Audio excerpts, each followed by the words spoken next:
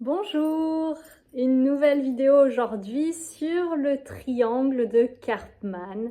C'est un sujet sur lequel j'avais vraiment envie de vous partager mon expérience et vous donner des choses très concrètes parce que ce triangle de Karpman, je trouve en tout cas qu'on en entend beaucoup parler. J'en ai entendu parler à plusieurs moments de ma vie. C'est arrivé d'abord à un moment donné où j'ai entendu ce mot, ou peut-être que les infos me sont venues, mais que je n'ai pas forcément pris le temps de comprendre exactement ce que ça représentait, ce triangle de Karpman, parce que j'en étais pas forcément là. Puis ensuite, quand j'ai fait mes formations, c'est revenu aussi à chaque moment. Et finalement, petit à petit, comme pour beaucoup de choses maintenant, il va falloir toujours ces différentes étapes. Le premier moment où j'en entends parler, où quelque chose se présente et où ça a l'air d'être très intéressant, mais avec la tête, où je peux peut-être, dès la première fois où j'en entends parler, me dire « Ah, tiens, ça me parle, c'est vrai que ouais, ça explique plutôt pas mal ce que je vis ». Mais pour autant, cette information, je ne vais pas forcément la retenir ou je ne vais pas forcément en faire quelque chose. Et puis après, petit à petit, je vais en entendre de plus en plus parler. Je vais avoir des personnes qui vont me parler de choses qui s'apparentent et ça va venir à mes oreilles petit à petit. Et puis peu à peu, ce truc-là va arriver, on va m'en reparler, je vais peut-être avoir même l'impression de le découvrir alors qu'en fait j'en avais déjà entendu parler avant. Et à ce moment-là, c'est là que c'est mûr pour moi pour commencer à prendre conscience de ce que ça veut dire et à pouvoir commencer à le mettre en place et en œuvre dans ma vie. Donc, le triangle de Karpman, pour ceux qui ne connaissent pas du tout cette notion, je vais rapidement vous en parler, mais mon but, c'est vraiment pas du tout d'entrer dans la théorie parce que déjà, ça n'est pas du tout quelque chose qui vient de moi, mais vous trouvez aussi beaucoup d'informations à ce sujet sur Internet.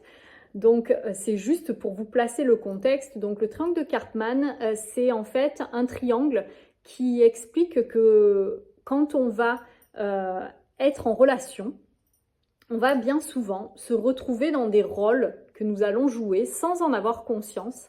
Et ces rôles vont entraîner du coup la présence des deux autres rôles. Donc c'est un triangle, il y a trois rôles. Et quand nous, on va prendre un certain rôle, ça va impliquer que du coup, les deux autres soient présents aussi. Donc dans ce triangle, il va y avoir le rôle de victime, le rôle de persécuteur et le rôle de sauveur. Du coup, qu'est-ce que ça veut dire dans la vie de tous les jours? Comment est-ce que ça se vit, ce genre de choses? Je pense que chacun a déjà pu percevoir dans sa vie que très souvent, il va avoir tendance à jouer un de ces trois rôles de manière principale. Par exemple, quelqu'un va avoir très souvent l'habitude de se victimiser, d'avoir toujours l'impression que tout est contre lui dans la vie, que du coup il n'a pas de chance, que les autres lui font du mal, etc. Donc ça, ce sont des personnes qui ont tendance à être victimes. Ensuite, il va y avoir ce rôle de persécuteur. Ce rôle de persécuteur, c'est du coup le rôle où on va faire du mal aux autres, où on va dire des choses qui vont venir blesser la personne, où on va dominer l'autre, où on va faire du mal d'une manière peut-être psychologique, mais aussi peut-être d'une manière physique. Enfin bref, c'est vraiment le persécuteur, c'est celui qui vient causer de la souffrance à l'autre de manière visible. Et ensuite, on va avoir le dernier qui est le sauveur. Et ce rôle de sauveur, c'est vraiment celui qui va toujours avoir besoin d'aider tout le monde, venir donner des conseils, il a cette impression que en fait, il a un rôle à jouer pour que les autres aillent bien et que du coup, il faut absolument qu'il les sorte de leur situation problématique, de ce qu'ils sont en train de vivre, de leur souffrance. Et il y a vraiment cette sensation quand on est sauveur que si on ne le fait pas, l'autre ne va pas s'en sortir sans nous. Voilà, donc ces 3 rôles. Du coup, juste avant, je vous parlais donc du persécuteur et que ce rôle était visible. Alors en fait, je vais nuancer, pas forcément. Il y a des moments où on peut être persécuteur de manière très insidieuse et ça ne se voit pas forcément. Mais en tout cas, voilà, c'est vraiment ce côté où on vient causer de la souffrance chez l'autre parce qu'on prend le pouvoir sur l'autre. Donc, ces 3 rôles vont se nourrir les uns les autres. C'est-à-dire qu'à partir du moment où on se retrouve en interaction avec d'autres personnes, si quelqu'un est dans un rôle de victime, forcément à côté, ça va lancer ce processus si on est dans l'inconscience, c'est-à-dire qu'on n'a pas conscience de ce processus et qu'on n'a pas un côté actif pour sortir de ce schéma et de ces rôles dans lesquels on est entraîné. Donc voilà, il suffit qu'il y ait à un moment donné, dans une interaction, une personne qui est victime, pour que derrière, il ait besoin, cette victime, en fait, d'un persécuteur. Et du coup, une personne qui vient vers nous et qui va se victimiser, même si on n'a pas tendance à être persécuteur, peut-être qu'à force qu'elle se victimise, ça va venir toucher quelque chose en nous, ça va venir nous agacer et on va finir par lui dire un truc qui va la blesser, qui ne va pas être gentil parce qu'en fait, ça va peut-être nous insupporter ce côté victime. Ou peut-être que si on a cette tendance à aimer dominer, à aimer sentir qu'on a le contrôle sur une situation, peut-être que on va commencer aussi à prendre le pouvoir sur cette personne en étant dans inconsciemment... en profitant un petit peu de la gentillesse de cette personne parce que voilà, ça nous apporte un intérêt à nous aussi. Et puis, quand les 2 rôles se mettent en place, le victime et persécuteur, derrière, il va forcément falloir qu'un sauveur soit là pour venir réconforter cette victime et venir dire au persécuteur que franchement c'est que c'est pas bon ce qu'il fait, qu'il est méchant, etc. Et donc, à partir de là, va vraiment naître quelque chose qui permet clairement d'identifier qu'on est dans un triangle de Karpman, c'est la culpabilité. La culpabilité est au centre de ce triangle. Quand on a tendance à ressentir de la culpabilité dans nos interactions, c'est probablement que on se trouve dans ce genre de schéma. Alors j'aimerais maintenant repréciser des petites choses parce que ça peut peut-être être difficile de se rendre compte du rôle que l'on joue, déjà parce que c'est peut-être violent de le regarder, mais en plus de ça, c'est peut-être qu'on n'a pas un côté victime très très très prononcé et que donc on se dit non, moi je me victimise pas plus que ça. Et puis peut-être qu'on n'est pas non plus persécuteur plus, donc on ne le voit pas non plus. Et peut-être qu'on n'a pas ce côté sauveur à chaque instant. Mais en fait, ces rôles-là, on va les jouer et dans un même échange, on peut prendre tous les rôles. Donc ça ne veut pas dire qu'on va avoir qu'un seul rôle. On peut vraiment avoir les 3 rôles et dans un même échange, on va probablement changer de rôle. Un exemple concret. Imaginons à un moment donné, je vais vivre une situation conflictuelle avec une personne et cette personne va me reprocher quelque chose. Donc quand elle vient me reprocher quelque chose, quand elle vient me dire un truc qui me fait mal, qui me blesse, cette personne-là se place en persécuteur. Donc moi qui reçois cette critique ou cette remarque et sans être du coup dans la conscience de ce qui se passe, je vais le subir et je vais être victime là-dedans. Peut-être qu'une 3e personne va arriver et va venir dire non mais c'est n'importe quoi, c'est pas vrai, regarde là elle a fait ça et du coup je ne suis pas d'accord avec toi et donc là elle vient sauver la victime.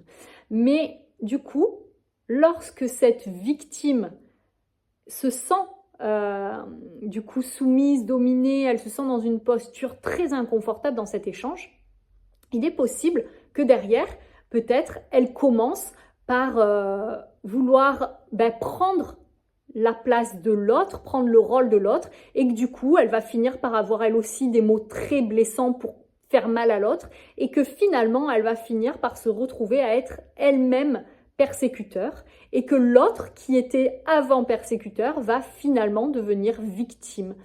Et peut-être qu'une fois que la victime ou que le persécuteur a eu des mots difficiles envers l'autre, et bien ensuite, qu'est-ce qu'il va vouloir faire pour se racheter? Il va peut-être vouloir sauver la personne en lui disant « Non, mais écoute, en tout cas, voilà, moi je pense que tu devrais peut-être faire ça et je te conseille de faire ça. » Et d'un coup, même si la personne a dit une remarque qui a fait du mal, elle propose une solution à l'autre pour que cette personne puisse, soi-disant, aller mieux. Donc en fait, dans une même situation, les trois rôles ont été joués en quelques instants et aucun des protagonistes, lorsqu'il n'y a pas de conscience, se rend compte de ce qui se joue. Et donc c'est un échange d'énergie constant et cette énergie-là qui est du coup donner à l'autre, par exemple, la victime va donner son énergie au persécuteur, va lui donner son pouvoir et donc le persécuteur va être rempli d'énergie pour pouvoir faire du mal et puis ensuite c'est le sauveur qui va venir donner son énergie à la victime, etc. Donc il y a vraiment un échange d'énergie et tant que une des personnes va nourrir un de ces rôles et que les autres les nourrissent aussi, en fait, on va se retrouver dans ces schémas c'est un engrenage qui est très difficile à arrêter. Donc ce triangle de Karpman, je trouve vraiment important d'en parler parce que on le vit au quotidien. C'est pour moi un nombre incalculable d'échanges qui va se jouer dans ce triangle de Karpman. C'est un nombre important de situations du quotidien qui font du coup appel à ce triangle-là. Et donc, dans ce triangle-là, pour moi, il y a vraiment des rapports de pouvoir et de domination, même s'ils sont inconscients. Et tant qu'on est dans ce triangle, je pense, pour l'avoir expérimenté, qu'il est vraiment difficile de pouvoir être pleinement soi-même et de pouvoir être dans la juste posture, le juste attachement, le juste discernement par rapport à certaines situations. Et que tout ce qui va passer à travers ce triangle de Karpman, en fait, va amener à de la souffrance. Voilà, donc du coup, une fois que l'on a identifié que ce triangle de Karpman était à l'œuvre, encore une fois, qu'est-ce qu'on en fait? Alors moi, je tiens vraiment à insister sur un aspect, c'est que au départ, quand on prend conscience de ce triangle, il va vraiment y avoir un moment où en fait, la personne qui devient consciente va voir ce mécanisme à l'œuvre dans énormément de moments de sa vie et du coup, ça va être assez dur à regarder parce qu'on va se rendre compte qu'on le fait tout le temps et qu'on est par exemple tout le temps victime ou qu'on est tout le temps persécuteur ou qu'on est tout le temps sauveur ou les trois ou que l'autre est tout le temps comme ça. Donc en fait, cette prise de conscience va permettre de mettre son attention sur ce mécanisme et de faire ressortir en gros quelque chose dont on n'avait absolument pas idée jusque-là, sur lequel on n'avait porté aucune attention et du coup qu'on subissait au quotidien sans s'en rendre compte. Donc ça, c'est important de le préciser que c'est, à mon sens, en tout cas moi c'est comme ça que je l'ai vécu, une étape nécessaire. C'est comme à chaque moment où on va comprendre une nouvelle chose, d'un coup, forcément, on y prête attention, donc ce truc-là nous apparaît très souvent, alors qu'avant, on ne le voyait pas. Parce qu'on n'avait pas les lunettes nécessaires pour le regarder, en fait. Et donc, une fois que ce triangle de Karpman est regardé, qu'on voit que on le joue très souvent, ce triangle de Karpman, ensuite, il va pouvoir y avoir cette étape où ça va devenir tellement insupportable de se voir dans tous ces rôles et où on va avoir tellement cette sensation de ne pas être dans son plein pouvoir et de donner tellement notre pouvoir à l'autre et de vivre des situations tellement de souffrance qu'en fait, on va être prêt à en faire quelque chose et à commencer à en sortir.